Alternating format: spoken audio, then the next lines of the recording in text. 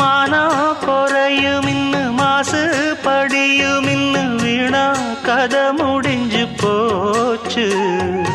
ஈசான மூலையில லேசான பள்ளி சத்தம் மாமன் பேர சொல்லி பேசுது. ஆறாத சோகந்தன்ன தீராம சேர்த்து வச்சு ஊரும் சேர்ந்து என்ன ஏசுது.